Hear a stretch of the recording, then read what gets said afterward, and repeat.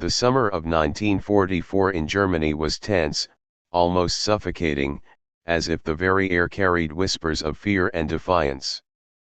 Adolf Hitler, once a figure of infallible command to his followers, had become increasingly erratic, secluded in his fortified bunker in East Prussia.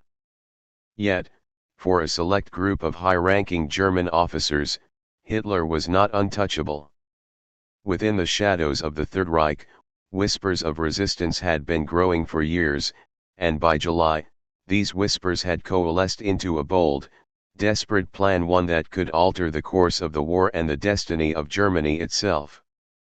This plan was known as Operation Valkyrie, an audacious plot to assassinate Hitler and seize control of the government before the Allies could deliver their final blow.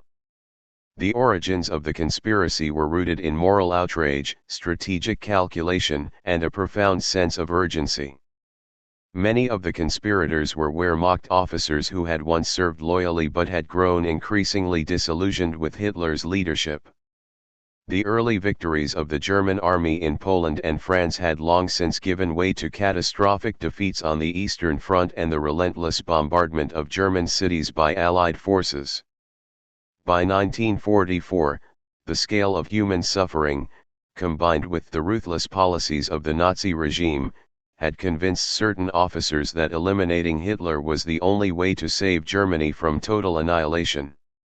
Among them, Colonel Klaus von Stauffenberg emerged as the central figure, charismatic, disciplined, and fiercely committed to the cause. Stauffenberg was not only an officer but also a man deeply aware of the stakes.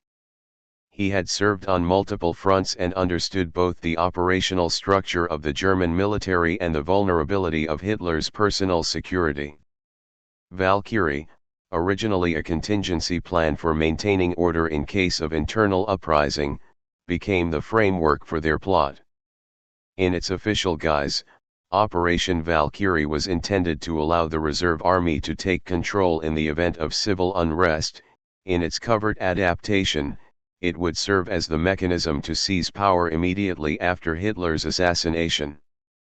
The conspirators meticulously prepared, studying Hitler's routines, securing explosives, and coordinating with sympathetic officers across key cities, knowing that timing, precision, and secrecy were critical.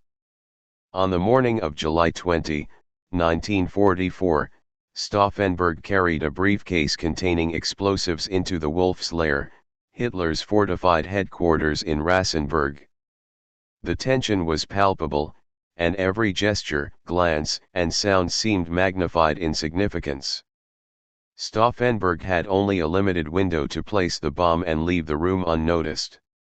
As the officers gathered for the conference, discussing military operations and reports from the front, he positioned the briefcase under the table, near Hitler. Every heartbeat seemed to stretch, each second loaded with consequence. Stauffenberg excused himself under the pretext of a phone call, and the briefcase, quiet, innocuous, lethal, sat waiting to rewrite history. Yet fate proved cruelly indifferent. As the meeting commenced, one of Hitler's aides, perhaps by chance or habit, moved the briefcase to the other side of a heavy, solid oak table support. This single act altered the trajectory of the entire operation. Moments later, the bomb detonated with a violent force that shook the room, collapsing windows, scattering papers, and injuring several officers. Stauffenberg, already at a safe distance, awaited confirmation of Hitler's death, heart pounding with a mixture of hope and dread. The silence that followed was agonizing. Reports trickled in. Hitler had survived, albeit with minor injuries. The plot had failed in its most crucial objective, and the chain reaction of planned military takeovers could not be executed fully. Despite this catastrophic setback, the conspirators attempted to move forward. In Berlin, Reserve Army units were mobilized under the pretense of Valkyrie, aiming to arrest key Nazi leaders and secure government buildings. Communications were disrupted, propaganda broadcasts were manipulated, and officers sought to implement the plan as rapidly as possible. Yet confusion, hesitation, and the unexpected resilience of loyalist forces quickly unraveled their efforts. Orders were ignored or delayed, and many officers, uncertain of the situation, refused to act decisively. Within hours, the coup attempt had collapsed, the initiative was lost, and Hitler's control remained unshaken. The consequences for the conspirators were immediate and brutal. Stauffenberg and several co-conspirators were executed within hours of the failed assassination. Others were arrested, tortured, and later executed in a sweeping purge orchestrated by Heinrich Himmler, and the SS families were scrutinized, imprisoned, and punished as the regime sought to eradicate not only the plotters but the very idea of resistance within its ranks. Estimates suggest that over 4,000 people were implicated in the aftermath, with hundreds executed. The failure of Operation Valkyrie underscored both the audacity of the conspirators and the pervasive strength of Hitler's security apparatus.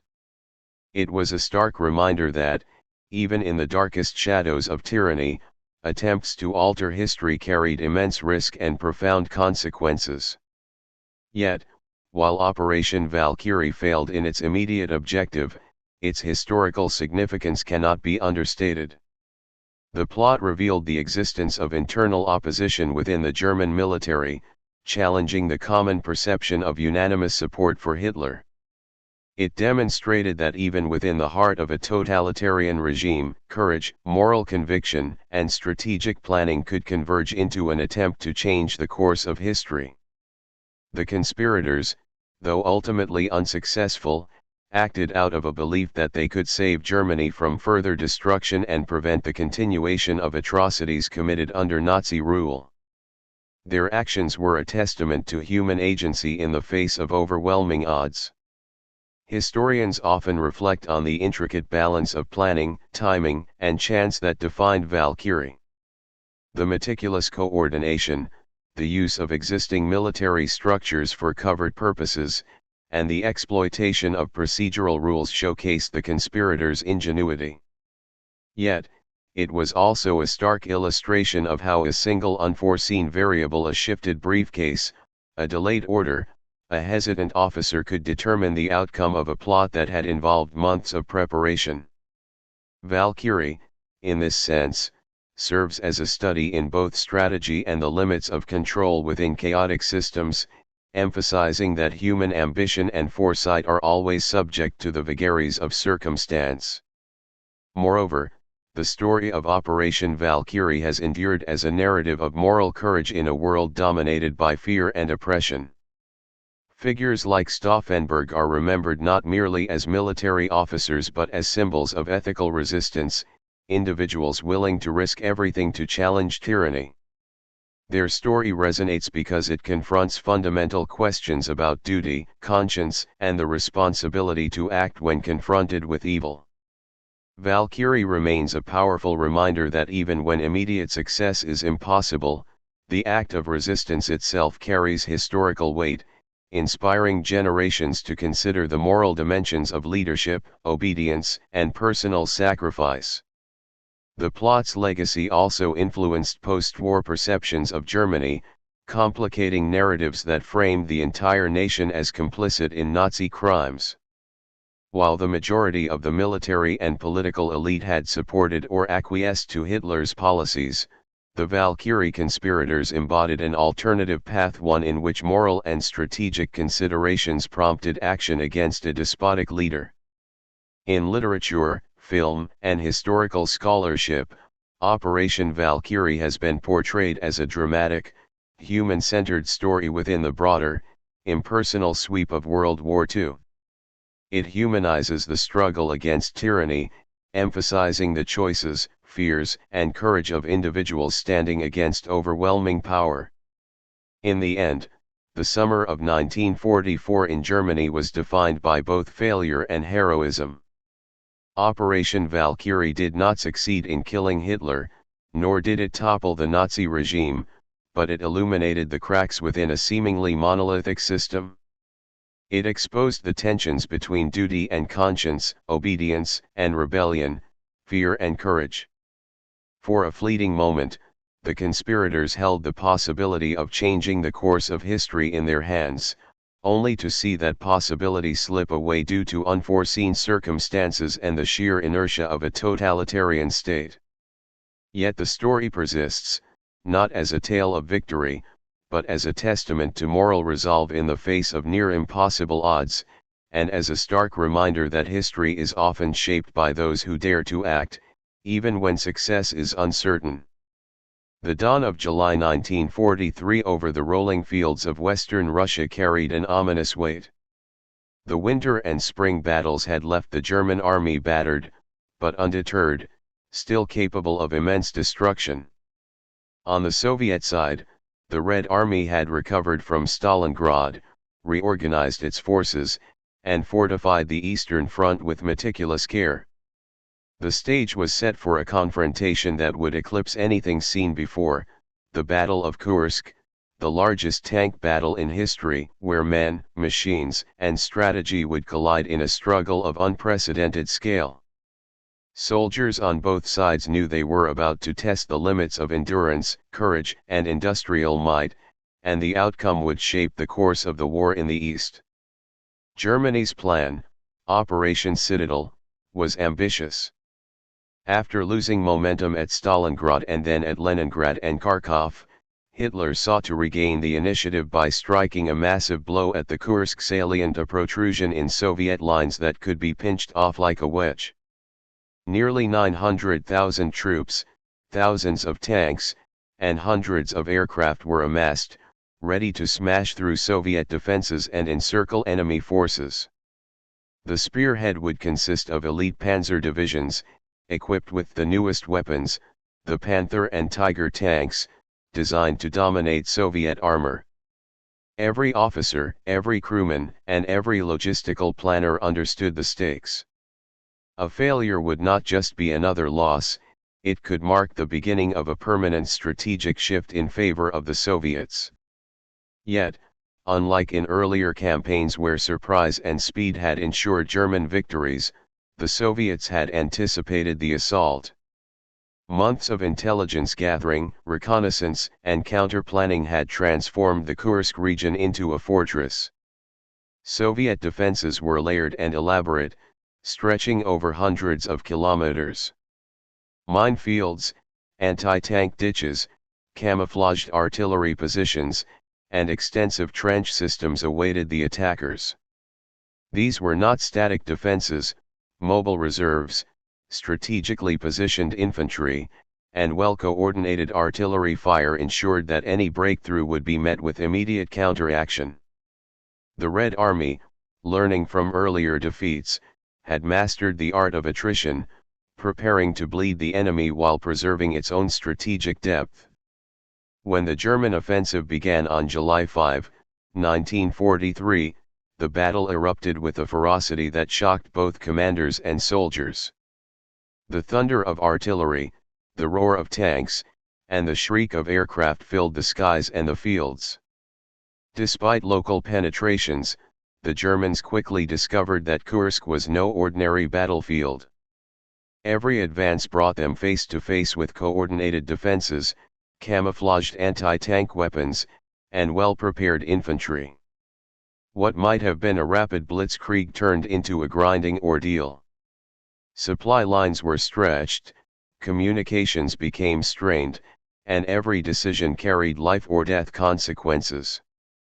The Germans had underestimated not just the scale of Soviet preparation, but also the resilience and coordination of the Red Army. The climax of this confrontation occurred near the small town of Prokhorovka. On July 12, one of the most iconic tank engagements in history unfolded. Thousands of tanks collided in a single, vast battlefield, maneuvering over open fields, villages, and forests. Close-range combat erupted as crews fired from within their armored vehicles or abandoned them to engage enemy soldiers directly when immobilized. The ground shook under continuous artillery bombardment, while aircraft streaked overhead, dropping bombs and strafing targets below. The Germans, despite possessing technologically superior tanks, faced overwhelming Soviet numbers and effective deployment strategies. The battle became a brutal contest of coordination, endurance, and raw courage, with neither side yielding easily. Kursk also showcased the evolution of modern warfare, particularly in the integration of combined arms. Tanks were not isolated units but part of coordinated operations with infantry, artillery, and air support. Anti-tank weapons were strategically placed, while mobile Soviet reserves exploited German weaknesses. Commanders on both sides struggled with the unprecedented scale of maneuvering so many armored units simultaneously. The Luftwaffe, Germany's powerful air force, attempted to dominate the skies, providing reconnaissance and close air support, yet Soviet anti-aircraft defenses and counterattacks limited their effectiveness. The battle demonstrated that technology alone could not secure victory. Planning, adaptability, and numerical depth were equally decisive. As the fighting dragged on, German forces began to exhaust themselves. Progress slowed, losses mounted, and operational momentum faltered. Soviet forces, meanwhile, launched counteroffensives on both the northern and southern flanks of the salient, turning the tables on the attackers. Operation Kutuzov in the north and Operation Pokhovedets-Rumyantseve in the south forced German divisions onto the defensive. By late July, it became clear that the Germans would not achieve their objectives. Estimates suggest around 50,000 German soldiers were killed, wounded, or captured, with hundreds of tanks destroyed. Soviet casualties were higher numerically but strategically less damaging, as the Red Army retained operational cohesion and strategic initiative. Kursk had ended Germany's capacity for large-scale offensives in the east, and the Soviets began a westward advance that would not be reversed.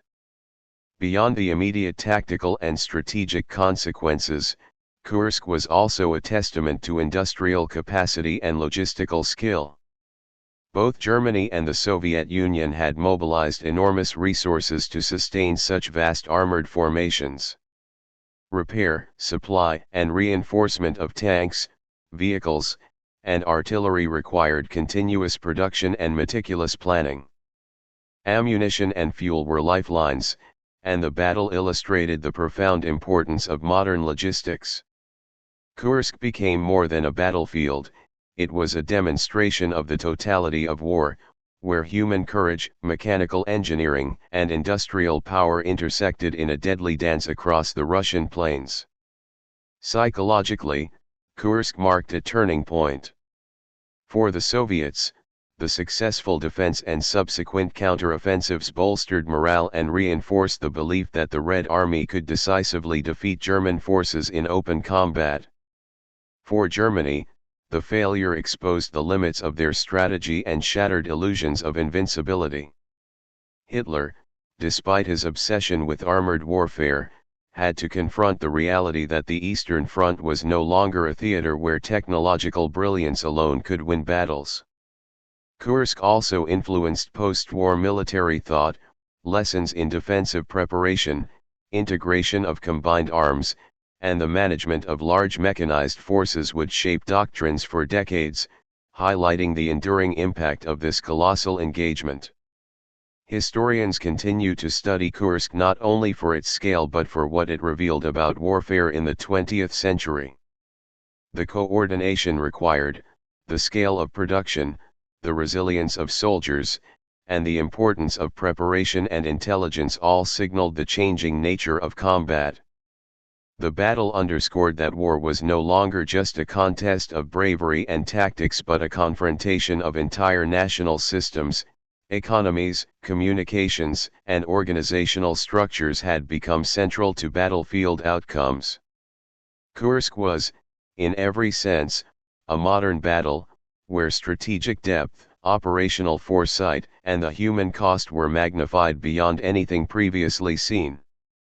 Ultimately, the Battle of Kursk remains emblematic of the Eastern Front, a vast, brutal, and pivotal confrontation where strategy, industrial power, and human endurance collided. It demonstrated that no matter how advanced technology became, preparation, intelligence, and numbers could decisively shape outcomes. The massive clashes of steel and fire at Kursk were not only a tactical or operational milestone but a turning point that set the Soviet Union on a path to eventual victory over Germany. The fields and villages that bore the brunt of armored warfare would never forget the thunder of tanks, the roar of artillery, and the courage of men fighting in one of history's largest battles. Kursk was a crucible, a testament to resilience, and a moment when the momentum of war irrevocably shifted. In the midst of global conflict, while millions of soldiers clashed on the battlefields of Europe and the Pacific, another war unfolded in quiet, dimly lit rooms far from the front lines. This was a battle of intellect and ingenuity, a race to decipher codes, process data, and create machines capable of calculating faster than any human mind. World War II, often remembered for its tanks, planes, and infantry, was also the crucible in which the first electronic computers were forged, forever altering the landscape of technology and warfare. In these secret laboratories, scientists, mathematicians, and engineers labored against time, aware that every breakthrough could tip the scales of the war. The story begins in Britain, where the German military had relied heavily on the Enigma cipher machine to encode communications. Enigma messages, sent daily from U-boats in the Atlantic and from military headquarters across Europe, were theoretically unbreakable due to the machine's complex rotors and ever-changing settings. Yet the British intelligence community, led by the Government Code and Cipher School at Bletchley Park, had dedicated itself to cracking this formidable code. The stakes were staggering. Every successfully decrypted message meant that convoys could be rerouted, submarine attacks predicted, and entire campaigns altered. The pressure to succeed was immense, and the scientists working at Bletchley Park knew that human calculation alone could not keep pace with the flood of Enigma encrypted communications. Enter Alan Turing, a mathematician whose brilliance would help change the course of history. Turing recognized that the sheer complexity of Enigma required a mechanized solution. He conceptualized a machine that could systematically test thousands of possible rotor settings, identifying patterns, and ultimately revealing the daily encryption keys. This invention, later known as the bomb, was not a general-purpose computer but a specialized tool designed specifically for code breaking. Yet its impact was profound. By automating what had previously been slow, error-prone calculations, the bomb allowed the Allies to read German communications with unprecedented speed and accuracy. The results were tangible, saving countless lives and altering the outcome of naval engagements in the Atlantic. Across the Atlantic, the United States was grappling with its own computational challenges. Military operations, ranging from ballistics calculations to logistics planning, demanded speed and precision. Traditional methods of manual computation could not keep up with the increasing complexity of wartime demands. In response, American engineers and mathematicians began developing electronic computing devices capable of performing thousands of calculations per second. Projects such as ENIAC, Electronic Numerical Integrator and Computer, at the University of Pennsylvania represented the culmination of these efforts. Unlike the bomb, ENIAC was a general-purpose computer, designed to handle a wide range of mathematical problems, from artillery trajectories to simulations of complex physical phenomena. Its creation marked the beginning of the digital era, and though the full potential of electronic computing would only be realized after the war, its influence was already shaping military strategy. The development of these machines was not simply a technical challenge, it was a race against time, secrecy, and resource constraints. Materials were scarce, vacuum tubes were fragile, and the engineers working on these projects faced enormous pressure to deliver results quickly. Yet collaboration between scientists, military planners, and industrial manufacturers proved crucial. In Britain, Turing worked alongside mathematicians, linguists, and engineers, coordinating efforts to scale up the bomb and improve its efficiency. In the United States, ENIAC involved teams of women known as computers, who manually programmed the machine using intricate wiring and patch panels, translating abstract mathematical problems into operational code. Their expertise, often overlooked in history, was essential to the success of these early computing endeavors. The strategic implications of early computing were enormous. With decrypted communications from Enigma, the Allies could anticipate German naval movements, track troop deployments, and plan offensives with unprecedented precision. Operations such as D-Day were informed in part by intelligence derived from code breaking, highlighting the direct connection between computation and military success. Similarly, the ability to calculate artillery trajectories with ENIAC improved accuracy and efficiency in the field, saving resources and reducing casualties. Computers became force multipliers, allowing armies to operate more effectively and make decisions based on rapid, reliable calculations. In essence, the war was not just fought with bullets and tanks, but with information and analysis. The development of computers during World War II also demonstrated the importance of interdisciplinary collaboration. Mathematicians, electrical engineers, cryptographers, and programmers had to work together, often under extreme secrecy and pressure. The urgency of wartime demands accelerated innovation in ways that peacetime projects rarely could. Ideas that might have taken decades to mature were implemented in months, and prototypes that might have failed in ordinary circumstances were refined rapidly due to necessity. The war created an environment in which creativity, precision, and speed were rewarded above all else, leading to breakthroughs that would shape the post-war world in ways the inventors could scarcely imagine. By the time the war ended in 1945, the foundation for modern computing had been laid. Machines like the bomb and ENIAC were primitive by today's standards, yet they introduced fundamental concepts of automation, electronic calculation, and programming. They showed that human cognition could be amplified by machines, and that computation could be applied to problems of staggering complexity. Moreover, the success of these projects during World War II set the stage for post-war technological revolutions, from mainframe computers to the personal computers that would eventually transform everyday life. The legacy of wartime computing extends far beyond military applications. It represents a turning point in human capability, demonstrating that intellectual ingenuity can be as decisive as physical force. The story of computing during the war is also a story of courage, secrecy, and dedication. The individuals who worked on these projects understood the stakes, often laboring long hours in isolated environments, knowing that a single mistake could compromise critical intelligence or delay operations.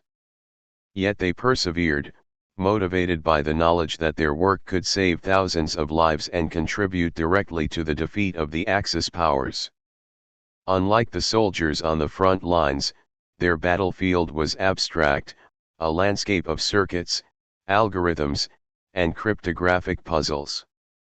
And yet, their contributions were no less vital, for in a war of unprecedented scale, every advantage, every decoded message, every calculated trajectory could tip the balance. In retrospect, the emergence of computers during World War II exemplifies the intersection of necessity and innovation. Faced with overwhelming challenges, humanity turned to logic, mathematics, and engineering to achieve what had once seemed impossible.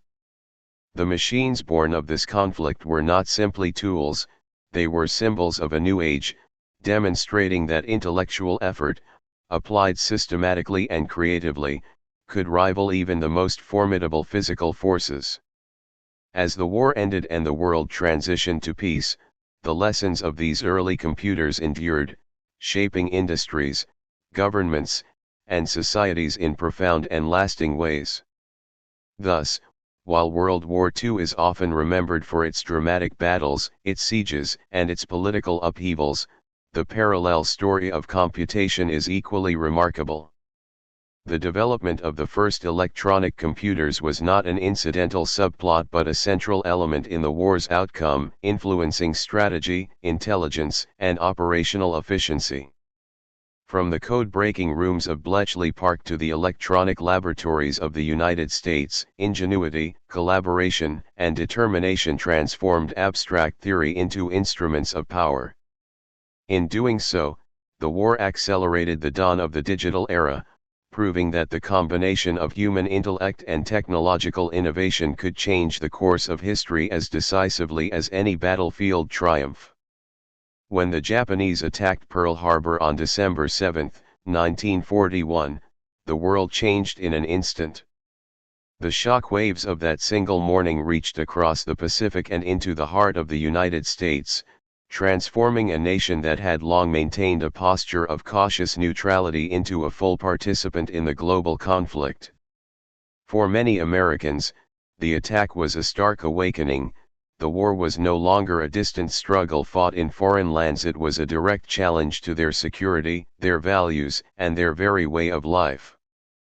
Within hours, President Franklin D. Roosevelt declared war on Japan, and shortly thereafter, Germany and Italy declared war on the United States, plunging the country into a conflict that would demand unprecedented mobilization of manpower, industry, and resolve.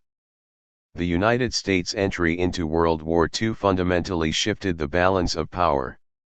The country's vast industrial capacity, which had already been modernized during the Great Depression, was now harnessed for total war.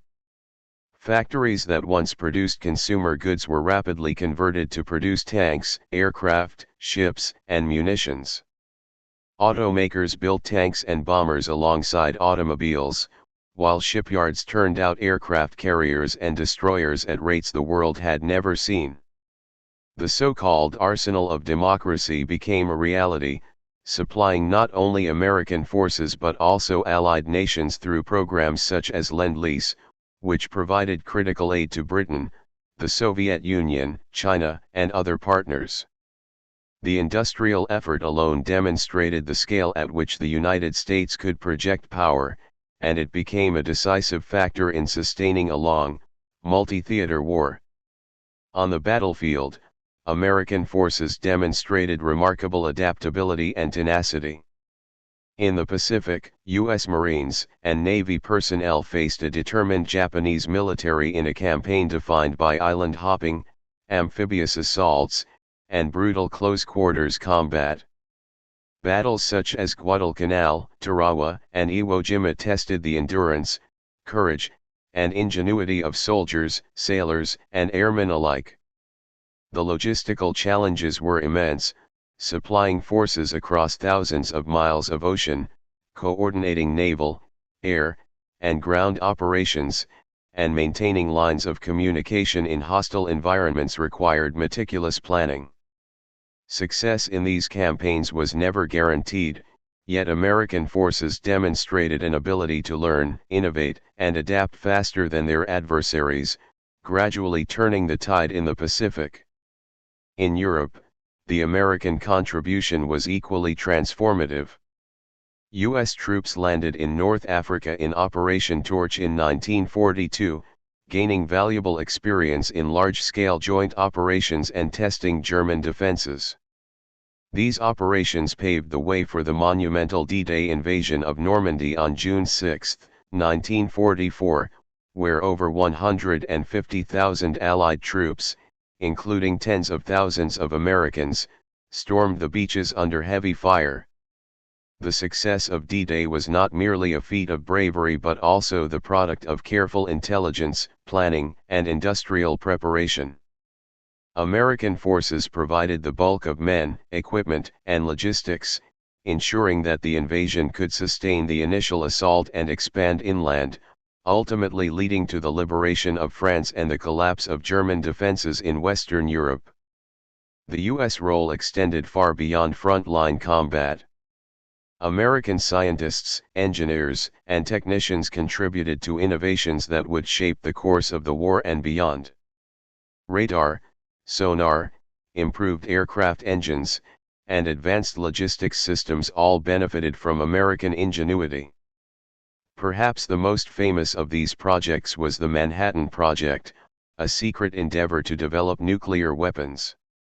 While controversial and morally complex, the project represented the immense technological capability the United States could bring to bear, combining scientific brilliance with industrial power to achieve a breakthrough that would end the war in the Pacific. The Manhattan Project demonstrated that American involvement in World War II was not only about fighting on land, sea, and air, it was also about harnessing science to redefine the possibilities of warfare. American leadership in coordination with Allied powers was another defining aspect of the war effort. Figures such as General Dwight D. Eisenhower, General Douglas MacArthur, and Admiral Chester Nimitz exemplified strategic vision and operational mastery. Eisenhower's command of the Normandy invasion required balancing the contributions of multiple nations, navigating complex logistics, and maintaining morale across a diverse coalition.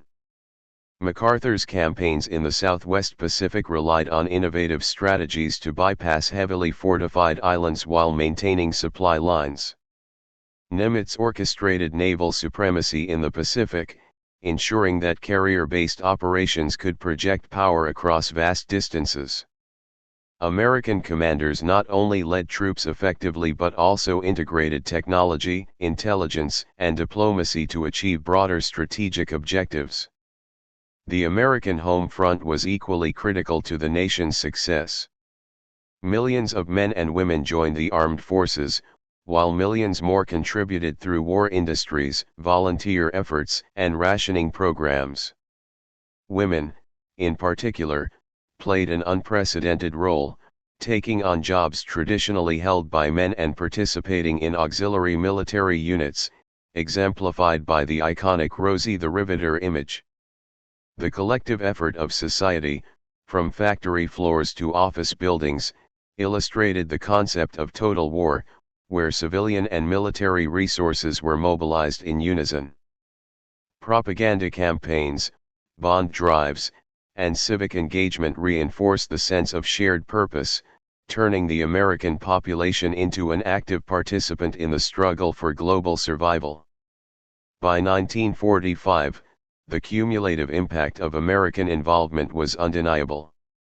In Europe, U.S. forces had helped liberate occupied territories, defeated Germany, and paved the way for post-war reconstruction. In the Pacific, relentless campaigns combined with strategic bombings and the deployment of nuclear weapons forced Japan's surrender, ending the deadliest conflict in human history. The United States had transformed from a nation reluctant to enter the war into a global superpower, capable of shaping not only military outcomes but the political and economic structures of the post-war world. Its ability to project force across multiple continents, innovate technologically, and sustain public support set new standards for modern warfare and international influence. The legacy of America's role in World War II extends far beyond the immediate military victories. It demonstrated the strategic importance of industrial and scientific capacity, the integration of multi-theater operations, and the mobilization of an entire society toward a common goal. It also reshaped international relations, laying the groundwork for institutions such as the United Nations, while establishing the United States as a central actor in global security. The war accelerated social change, particularly in labor and civil rights, and set technological trajectories that would define the second half of the 20th century, from computing to aerospace. In essence, America's engagement during World War II was a turning point not just for the conflict itself, but for the modern world.